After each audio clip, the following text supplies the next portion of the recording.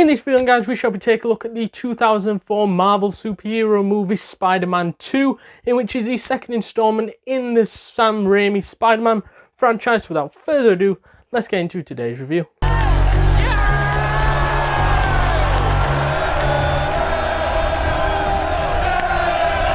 So I thought then that this Spider-Man movie is arguably not only one of the best Spider-Man movies of all time, but is arguably one of the best superhero movies of all time. That's because of the fantastic fight scenes, the fantastic storyline. It has everything, and this is sort of the perfect template for if you want to make the best superhero movie possible, you have to go and watch Spider-Man 2, probably Endgame, and probably No Way Home. Those are sort of the best superhero movies for people to check out and go, hang on a minute, those are some classics for me to go watch to see what makes a great superhero movie. And this is the perfect template, the perfect villain, the perfect fight scenes, if you would like, the perfect superhero going through troubles in his life. On this point, I think that Peter goes through a lot of things personally, not as Spider-Man really. It's in his personal life as he becomes jobless in this movie. He has troubles in a relationship because obviously he can't go out with Mary Jane because he don't want to put her at risk, even though you can clearly see he fancies her and has done for the last movie and this one. And you can clearly see his life falling away as he's taking more responsibility at being Spider-Man. His life is destroying him really because, like I said, he's jobless. He hasn't got a girlfriend.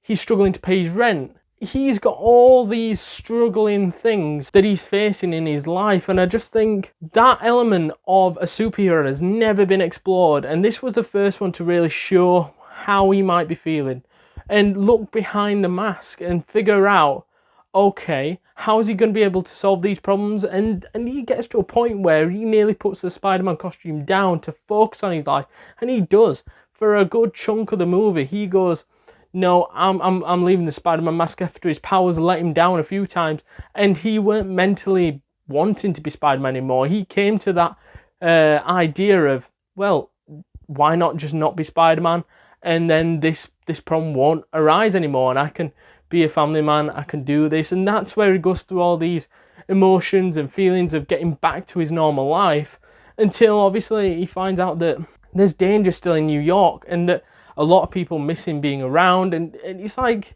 that thing of that you don't know what's missing till it's gone.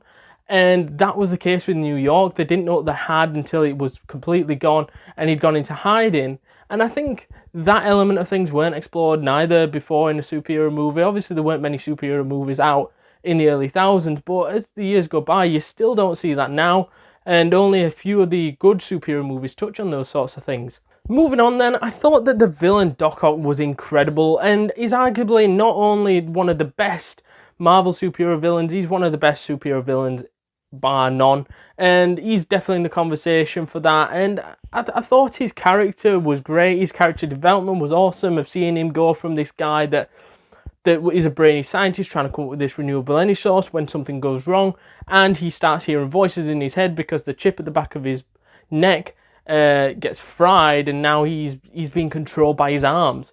And he goes through a phase of going from like that brainy scientist to being this guy set on a path of destruction, not because he wants to, simply because his plan of this renewable energy source has been fed into him again, even though it failed the first time. If he had a sound of mind, he wouldn't have done it again. However, since his arms took over him, he then didn't know how to think properly, and these voices were constantly telling him to try again, do it again, it's going to work this time. And that's what he does, and he goes on this massive path of destruction to get what he wants and doesn't care what gets in his way. And that element of things was really intriguing because we had great fight scenes in between that time, and he looked unstoppable because he had one thing in mind. He's got to do this. He's got to create this renewable energy source because he knows that if he creates it, this will be like a global thing. And he thinks he's helping people, whereas in fact he's actually hurting people to get what he wants. And these arms, I think, know what's going to happen again, or believe, oh, we can do it again, and they're sort of persuading him to do it and he's not sure about it because he knows it failed the first time. And yeah, I think him going on this path of destruction, but then getting the redemption at the end of the movie, when he suddenly realizes and stops listening to his arms after when he's realized this energy source is becoming powerful enough to take out an entire city and an entire state sort of thing, he decides to take down this big energy source with him and kill himself and to get rid of the energy source, in which was a great ending for the character, and the development of the character getting that redemption at the end was crucial for him because he didn't go out as a villain. He went out as a hero, and I think that's why I think we all love this movie, because the villain isn't a villain. The arms are the villain, and the arms are telling him what to do. Him, Doc Oct, isn't actually a villain. He just goes and loses it because of the chip on his back of the neck that gets fried. He's a weird sort of villain, but that's what makes him so interesting, and I don't think there'll be another villain like him in superhero movies. I also sort of liked the weird and wacky relationship between Toby Maguire's Spider-Man / Peter and Kirsten Dunst as MJ, which has been brewing now since the first movie, and you can see that Peter fancies MJ, and MJ sort of likes him a little bit. I don't know if it's full way at the start of Spider-Man 1. However, when they get to know each other a lot better throughout Spider-Man 1, and then obviously Spider-Man saves her and stuff like that, you can see there's a genuine connection there. That they really like each other, and obviously they become best friends, and Peter obviously wants to go out with her, but in this particular movie he puts it so that he can't go out with her because he doesn't want to risk her getting injured, risk her getting killed, and he doesn't want to do that. He doesn't want to jeopardize getting anybody killed just for the sake of his enjoyment of having a girlfriend and in love with this person. In a way, he's loving this person by protecting her, by not being her boyfriend.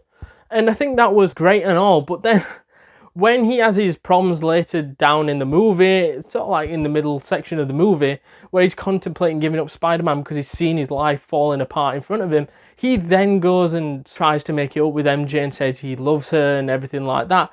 But after that, she then contemplates getting back with Peter or finding out if he really loves her, and to the point where Peter by then has changed his mind of if he loves her or not. Well, he hasn't, he's just become Spider-Man again, and obviously when he's Spider-Man he's trying to protect her, so then he's turned around and says no he doesn't, then saves her, then becomes Spider-Man, takes down Doc Oct, whatever. Then we get to the end scene where he reveals he's Spider-Man, and then that was it really, because then the two got together after she ditches her about to be husband at the altar just to go back with Peter.